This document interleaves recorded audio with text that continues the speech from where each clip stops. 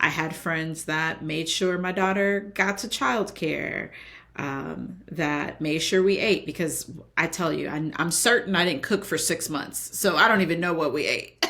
No, it's fair. It reminds me, I was watching the Brit Awards here in the UK the other night, British Music Awards, and they were doing a legacy award for Ozzy Osbourne, who passed away last year, I believe. And so his wife and his daughter were there, and Kelly, his daughter, I remember sitting there with my girlfriend.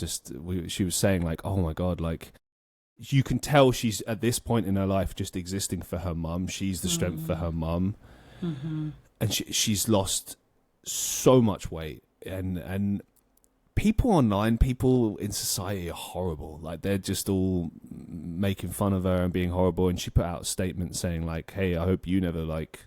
I mean, I'm paraphrasing, but basically the gist of what she was saying is, "I've just lost someone, and grief does that to you." What is it? I heard Jimmy Carr say the other day. He was doing there's a guy to check out. If you ever are suffering with grief, he has these little lines every now and again. He said, "Grief is the price we pay for love." And, I've heard that before. Yeah, it's woo.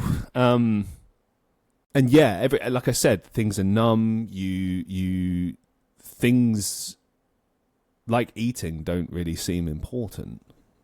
Like you said, there's a 6 months of I don't remember what we ate, because you don't think about that. Like, I have what? no idea. Right. And I think what's beautiful with what you sort of outlined there with your support network is the concept of empathy, which is something I had to learn over the years, because I don't think many people necessarily get it. People talk about it a lot now, but for many years there was this misconception of what it means.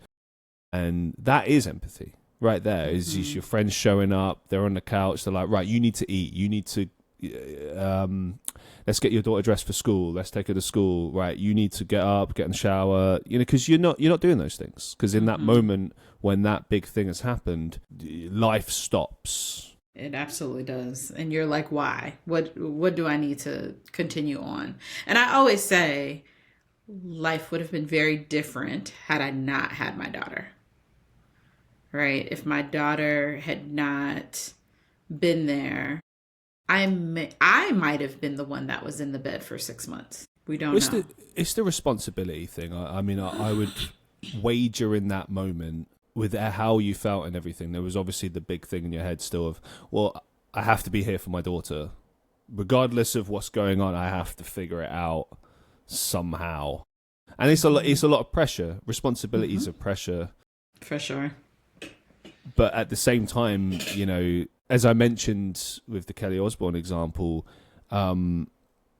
you can be, eating or trying to live your life normally when you're dealing with grief, and your body will react that way anyway. Like, people don't necessarily know this, and my girlfriend was kind of educating me on this, but even if you're eating normally, your body will still just drop weight, because it's the same as like when you're stressed.